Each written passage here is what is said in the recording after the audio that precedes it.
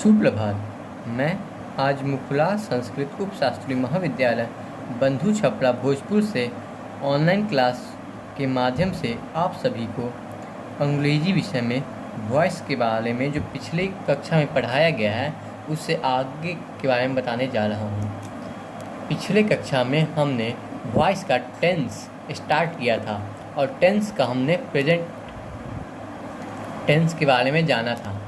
Present tense के 4 होते हैं, जैसे कि हम लोग ने पिछले वीडियो में आपने पढ़ा हो। Indefinite continuous, perfect, perfect continuous. हमने इंडेफिनिट में 3 तरह के एक्टिव वॉइस और पैसिव वॉइस के बारे में पढ़ा था, जैसे कि नॉर्मल या अफर्मेटिव सेंटेंस, निगेटिव सेंटेंस और इंट्रोगेटिव सेंटेंस। आज हम बाकी 3 जो इसमें बचे, जैसे interrogative plus negative, term plus negative और उससे आगे पढ़ने की कोशिश करेंगे। देखिए, इंट्रोगेटिव प्लस निगेटिव का मतलब है, इंट्रोगेटिव यहाँ पे इसका मतलब है वह प्रश्न जिसका उत्तर हाँ और ना में दिया जाए, और निगेटिव उसका नकारात्मक। तो इसका कंपोजिशन बनता है इज, एम, आर्स। जैसा कि हम जानते हैं कि अगर हमें सवाल हाँ और ना में उसका जवाब चाहिए तो हमें सवाल में ऑक्सिलरी वर्ब लगाना चाहिए, इसलिए इज, एम, आर हम लोग ने लगाया है। प्लस सब्जेक्ट प्लस नॉट, क्योंकि यहाँ पे निगेटिव है। और जैसा कि वॉइस में सभी जगह भीतरी लगता है, इसलिए भीतरी plus object plus by plus object, और फिर क्योंकि इंट्रोगेटिव है इसलिए हम लोग लगाएंगे यहाँ पे क्वेश्चन मार्क। इसका हम लोग एक सेंटेंस लेते हैं। एक्टिव में सेंटेंस बनेगा does he not cheat you, does he not cheat you.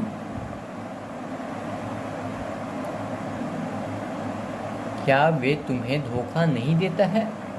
ये हुआ इसका एक्टिव सेंटेंस। इसका जब हम लोग पैसिव करेंगे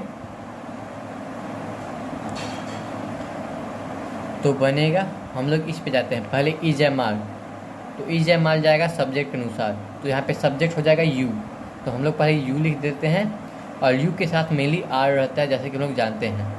तो यहाँ पे हो जाएगा आर। यहाँ पे निगेटिव है इसलिए यहाँ पे हम लोग लिखेंगे नॉट, तो यहाँ पे होगा यहाँ नॉट। चीट का भीतरी होगा चीटेड, तो चीटेड, और यहाँ पे कोई और ऑब्जेक्ट नहीं है इसलिए लगेगा बाई, और फिर लगेगा ही का हिम, तो और फिर क्वेश्चन मार्क। तो इसका एक्टिव था does he not cheat you, और इसका पैसिव हुआ are you not cheated by him. ठीक है। अब एक नया तरह का सेंटेंस आता है जिसे हम लोग कहते हैं टर्म। टर्म का मतलब होता है वह सेंटेंस जिसमें हम लोग को आंसर देना होता है, जैसे व्हाट इज योर नेम। यहाँ पे हम लोग हाँ और ना में आंसर नहीं दे सकते हैं। तो अब इसका कंपोजिशन देखा जाए, इसका कंपोजिशन ऐसे होता है, टर्म से ही स्टार्ट होगा। Term plus is, M, are,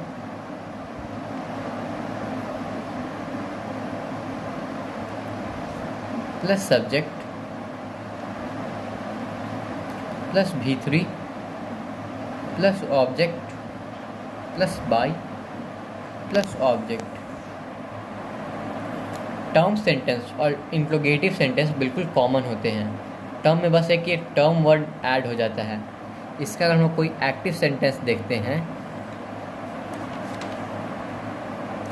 active में हो जाएगा why do you beat him,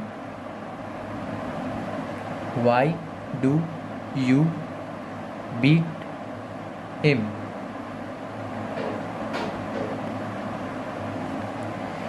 इसका अगर हम लोग हिंदी करेंगे तो तुमने उसे क्यों मारा।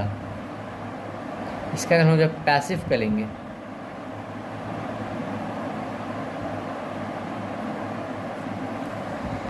तो फिर नियम के मुताबिक टर्म तो वाई, यहाँ पे ही पहले आएगा सब्जेक्ट के मुताबिक, तो यहाँ पे हम लोग लिखेंगे ही, क्योंकि यहाँ पे हिम है ऑब्जेक्ट में, तो ही के साथ आता है इज, तो यहाँ पे होगा इज। बीट का होता है बीटेन, तो बीटन बाय यू, ठीक है।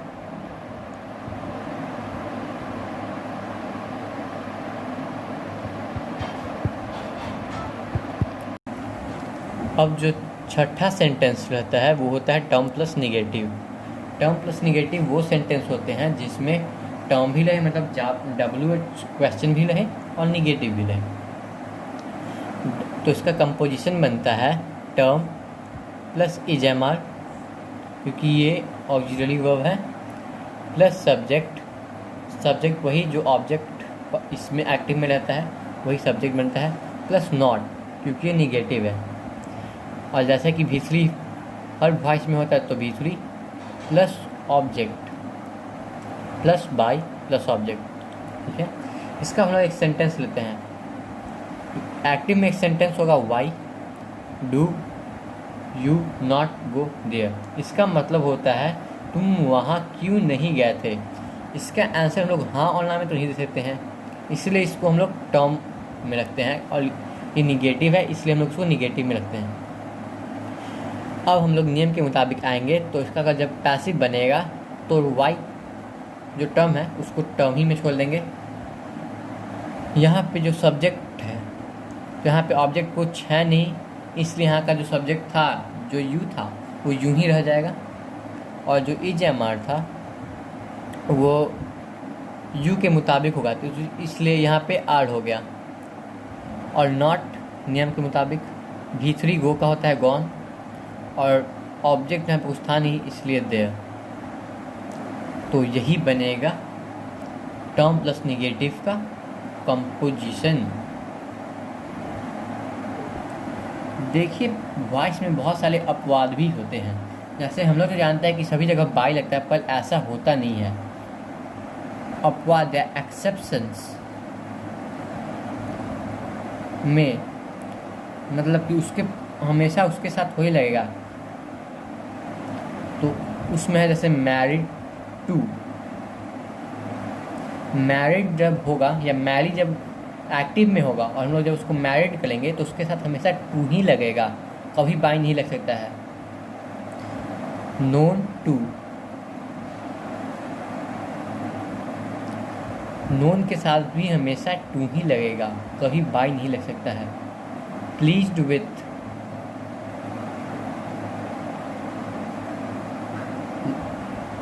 ऐसे लोग बोलते हैं ना मैं तुम्हारी बात से प्लीज्ड हो गया, वही।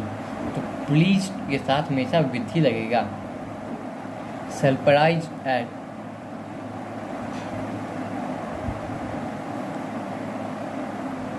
सरप्राइज के साथ हमेशा एट ही लगेगा।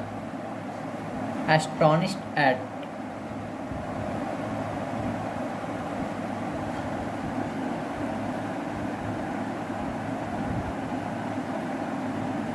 इंटरेस्टेड इन, ये सब फिक्स हैं, इन सब में कुछ नहीं बदल सकती। Satisfied with,